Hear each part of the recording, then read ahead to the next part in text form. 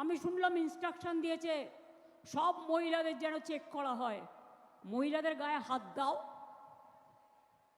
মহিলারা বুঝে নেবে। কমিশনের এই ছবি আপনাদের কাছে নতুন নয়। বর্তমানে প্রায় যে কোনো দিনই মুখ্য নির্বাচনী আধিকারিকের দপ্তরের বাইরে ঠিক এই ছবি আমরা দেখতে পাই। যখন তখন তৃণমূলের কর্মী সমর্থক থেকে শুরু করে তৃণমূলী বিএলওরা এইভাবে গিয়ে ছোটখাটো যে কোনো ইস্যুতে কমিশনের বাইরে এইভাবে ধর্ণা দেন, গেট আটকে বিক্ষোভ দেখান। এগুলি একেবারে সাধারণ চিত্র এবং একেবারে মনে রাখার মতো কথা। কলকাতা পুলিশ তো আগেও কোনো ব্যবস্থা নেননি যখন বামাল লরি বিল্ডিং এ ছিল, ফলে কমিশনের নয়া দপ্তরে এসেও কলকাতা পুলিশ কিছু করছে না। কেবলমাত্র কোনোভাবে ব্যারিকেড দিয়েই আটকানোর চেষ্টা, তাও ব্যারিকেড ভেঙে টেঙে একেবারে এগিয়ে এসে এলাহি কাণ্ড। প্রায় প্রতিনিয়ত আমরা কমিশনের বাইরে এই চিত্রই দেখতে পাই। কিন্তু প্রশ্ন হলো, উস্কানিটা দিচ্ছে কে? পরের যে মন্তব্য আপনারা শুনলেন, আশা করি একটু হলেও বুঝতে পারছেন কে উস্কানিটা দিচ্ছে। একেবারে আমাদের রাজ্যের মুখ্যমন্ত্রী মমতা বন্দ্যোপাধ্যায়। যদিও ভোট চলে এসেছে, এখন মুখ্যমন্ত্রী নন, ভোটের পর সিদ্ধান্ত হবে কে মুখ্যমন্ত্রী হবেন, তবে তাও তিনি নিজের প্রচারে গিয়ে বারংবার এই ধরনের মন্তব্য করেই চলেছেন এবং রাজ্যের মহিলাদের সরাসরি উস্কানি দিচ্ছেন। গতকাল জানেন শুভেন্দু অধিকারী এবং শ্রমিক ভট্টাচার্য গিয়ে ঠিক মুখ্যমন্ত্রীর এই উস্কানিমূলক মন্তব্যগুলোর জন্যই কমিশনে আবেদন জানিয়েছিলেন যে প্রচারটা বন্ধ করা হোক। তার সত্ত্বেও আজকে মুখ্যমন্ত্রীর তারা 3টে জায়গায় প্রচার রয়েছে এবং সেখান থেকে গিয়ে আবারও এই ধরনের মন্তব্য তিনি করছেন। অন্যদিকে কদিন আগে ভোট কর্মীদের উপর যেভাবে আক্রমণ হয়েছিল, ঠিক তার বিরুদ্ধে কমিশন একটা কড়া পদক্ষেপ নিয়েছে, নিদর্শন তৈরি করে দিয়েছে কমিশন। আজকের প্রতিবেদনে আপনাদের দেখাবো কমিশন ঠিক কি পদক্ষেপ নিল এবং ঠিক কোথায় কোথায় গিয়ে মমতা বন্দ্যোপাধ্যায় নিজের প্রচারে আজকে আবারও এই ধরনের উস্কানিমূলক মন্তব্য করলেন এবং মানুষকে ভুল বোঝানোর চেষ্টা করলেন। সমস্ত কিছু আপনাদের সামনে এই প্রতিবেদনে তুলে ধরবো। তার জন্য প্রতিবেদনটা সম্পূর্ণ দেখুন। নমস্কার, আমি সানিয়া, দা নিউজ বাংলায় আপনাদের সকলকে স্বাগত।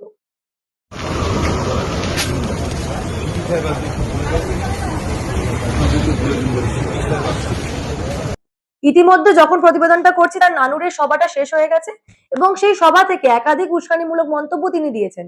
তার কিছুটা আপনারা আগেই শুনেছেন, বাকিটা আপনাদের বলবো। সরাসরি কিন্তু মহিলাদেরকে তিনি উস্কানি দিচ্ছেন। আর এবং এরপরে যে মুখ্যমন্ত্রীর আরো দুটো সভা রয়েছে, বর্তমানে যখন প্রতিবেদনটা করছি তার বরন্দায় সভাটা চলছে এবং ঘন্টাখানেক বাদে আবার নবগ্রামেও সভা রয়েছে। ফলে আজকে সারাদিন জুড়ে এই ধরনের মন্তব্য আমাকে শুনতে হবে, তার জন্য আমি অন্তত প্রস্তুত। আগে বলি নানুরের সভা থেকে তিনি কি বললেন। নানুরের সভা থেকে পরিষ্কার তিনি মহিলাদের উস্কানি দিচ্ছেন, বলছেন মহিলারা বুঝে নিন, যদি আপনাদেরকে চেক করা হয় তাহলে আপনারা বুঝে নিন। আপনারা প্রত্যেকে জানেন নির্বাচনের সময় সুরক্ষার ক্ষেত্রে যে কোনো জায়গায় মহিলা পুরুষ নির্বিশেষে প্রয়োজনে চেক করা হয়, তার জন্য পর্যাপ্ত মহিলা পুলিশ থেকে শুরু করে পর্যাপ্ত মহিলা বাহিনী থাকে। তার সত্ত্বেও মুখ্যমন্ত্রী একটি জনসভা থেকে এইভাবে প্রচারের মাধ্যমে মহিলাদের উস্কাচ্ছেন যে যদি আপনাদের চেক করতে আসে আপনারা বুঝে নিন। এর আগে কিন্তু অন্য প্রচার থেকে, অন্য সভা থেকে তিনি বারংবার মহিলাদের উস্কানি দিয়েছেন, এমনকি হাতা খুন্তি নিয়ে নামতে বলেছেন। এমন কথাও কিন্তু মুখ্যমন্ত্রীর মুখ থেকে আমরা শুনেছি। তাহলে এই মুখ্যমন্ত্রী বারংবার, যদিও এখন মুখ্যমন্ত্রী নন যেহেতু ভোট ঘোষণা হয়ে গেছে, তা একটা সাংবিধানিক পদে থেকে, একটা দায়িত্ব থেকে তিনি কি করে এই ধরনের মন্তব্যগুলো করতে পারে?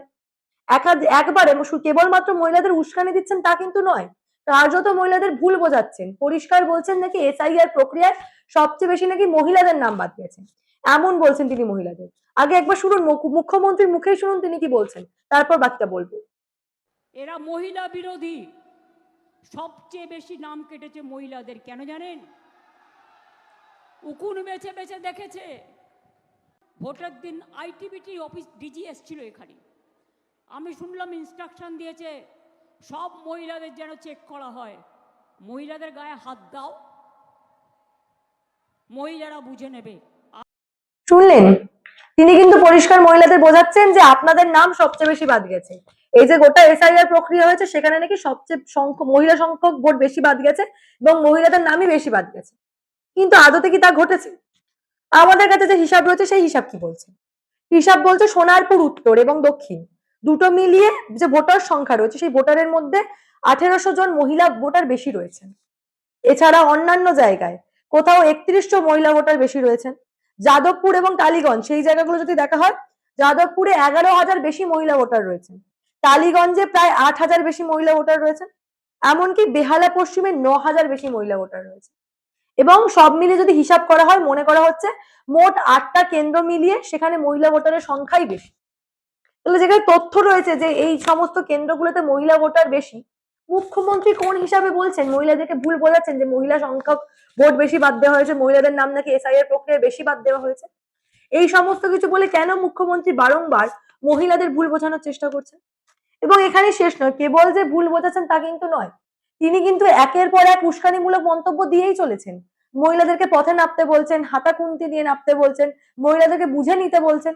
এই ধরনের মন্তব্য একজন সাংবিধানিক পদে থেকে কেউ করতে পারে? এখন ভোট চলে এসেছে, তিনি নিজের দলের হয়ে প্রচার করছেন, সমস্ত কিছু বুঝলাম, কিন্তু দলের হয়ে প্রচারের ক্ষেত্রেও কি এই ধরনের মন্তব্য করা যায়? গতকাল ঠিক এই অভিযোগের জন্যই কিন্তু বিজেপির তরফে শুভেন্দু অধিকারী এবং সৌমিক ভট্টাচার্য কমিশনে গেছিলেন। মুখ্য নির্বাচনী আধিকারিক মনোজ আগরওয়ালের সঙ্গে সাক্ষাৎ করে আবেদন জানিয়েছেন এই ধরনের প্রচার বন্ধ করতে। তার সত্ত্বেও মুখ্যমন্ত্রীর কোনো পরিবর্তন নেই, কোনো বিকার নেই। আজকের দিনে দাঁড়িয়েও কিন্তু নানুরের সভা থেকে একাধিক মন্তব্য তিনি করে গেছেন। এখনো তিনি বরঞ্চায় বক্তৃতা দিচ্ছেন, জানি না আগামীতে নবগ্রামে গিয়ে কি বলবেন। তবে আজকে সারাদিন জুড়ে এই ধরনের মন্তব্য শোনার জন্য আমি প্রথমেই যেমনটা বললাম, আমি প্রস্তুত। জানি না আপনারা এটা নিয়ে কি ভাবছেন। মুখ্যমন্ত্রীর বক্তব্য তো আপনারা শুনলেন, এবার আপনাদের দেখাই ঠিক নির্বাচন কমিশনের দপ্তর অর্থাৎ মুখ্য নির্বাচনী আধিকারিকের দপ্তরের বাইরে বর্তমান কি পরিস্থিতি, কি অবস্থা চলছে, একবার সেই ছবি দেখুন।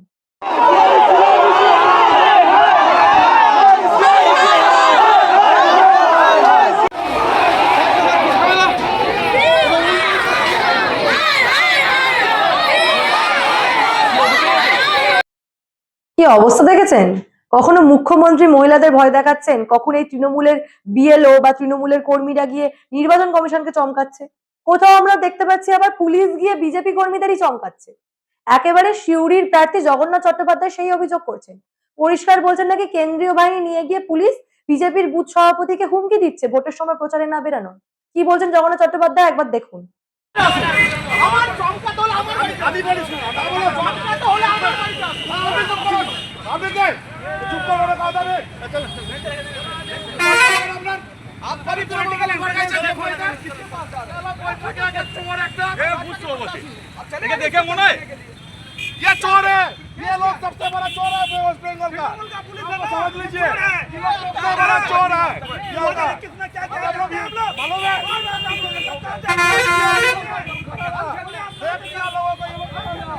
ऐसा पुलिस वाला है অরিজিনাল যারা ক্রিমিনাল আছে সেখানে যান। ও তৃণমূলের পার্টি অফিসে থেকে ক্যারাম খেলছে, ভারতীয় জনতা পার্টির বুথ প্রেসিডেন্টকে সে চমকাবে, তাই আমরাও চমকে ওদের বাড়ি পাঠিয়ে দিয়েছি। এই পরিস্থিতি যদি তৈরি হয় নির্বাচন কমিশন অব্দি যাবো, মুখ্য নির্বাচন কমিশনার অব্দি যাবো, এই সব কটাকে হাঁটাবো। তিনজনকে অলরেডি সাসপেন্ড করিয়েছি পার্টি অফিসে ক্যারাম খেলার জন্য। ভোট আসতে না আসতে রাজ্য জুড়ে যে একাধিক ঘটনা শুরু হয়ে গেছে, এই চমকানো ধমকানোর ঘটনাগুলো যে অত্যন্ত সাধারণ হয়ে গেছে তা পরিষ্কার। বর্তমানে দাঁড়িয়ে এই প্রতিবেদনের পর আপনাদের কাছেও নিশ্চয়ই পরিষ্কার। এবং এই যে গোটা প্রতিবেদনের পর আপনাদের আরেকটা গুরুত্বপূর্ণ আপডেট দিই। কদিন আগে রানাঘাটের ঘটনা আপনারা প্রত্যেকেই জানেন, আমাদের চ্যানেলে ওটা নিয়ে প্রতিবেদন হয়েছে যে রানাঘাটে ভোট কর্মীকে ভয় দেখানো হয়েছিল এবং সেখানে ভয়কে দেখিয়েছিল ভিডিও সায়ন্তন ভট্টাচার্য। তার বিরুদ্ধে কিন্তু বর্তমানে ব্যবস্থা নিয়েছে নির্বাচন কমিশন। এই হাঁসখালির ভিডিও সায়ন্তন ভট্টাচার্যকে নির্বাচন কমিশনের তরফে সাসপেন্ড করা হয়েছে। ফলে নির্বাচন কমিশন কিন্তু কোনো গাফিলতি মেনে নিচ্ছে না, সমস্ত ক্ষেত্রে কিন্তু এগিয়ে গিয়ে নির্বাচন কমিশন ব্যবস্থা নিচ্ছে। তাই এবারে নির্বাচনের ক্ষেত্রে কিছুটা হলেও পরিষ্কার। তবে আমি দেখতে চাই এই যে কমিশনের দপ্তরের বাইরে রোজ এই ধরনের যে গুন্ডামিগুলো হচ্ছে, এর বিরুদ্ধে কবে কমিশন ব্যবস্থা নেয় সেটা আমি দেখতে চাই। যদিও কলকাতা পুলিশ এই বিষয়ে কিছু করবে না, নির্বাচন কমিশন কলকাতা পুলিশের ওপর ভরসা রাখছে, কিন্তু কলকাতা পুলিশ যে আমাদের রাজ্যে এই ধরনের ঘটনায় কিছু করে না তা একেবারেই পরিষ্কার। এখন দেখার বিষয় সত্যি সত্যি কমিশন নিজে কবে ব্যবস্থা নেয়। এই বিষয় নিয়ে আপনারা কি ভাবছেন? আপনাদের মূল্যবান এবং গুরুত্বপূর্ণ মতামত অবশ্যই আমাকে জানাবেন দ্য নিউজ বাংলা কমেন্ট সেকশনে। এবং দেখতে থাকুন দ্য নিউজ বাংলা। জেনে রাখবেন, বাংলার রাজ্য রাজনীতির এই ধরনের কোনো ঘটনায় কিন্তু আমরা চেপে রাখতে দেব না।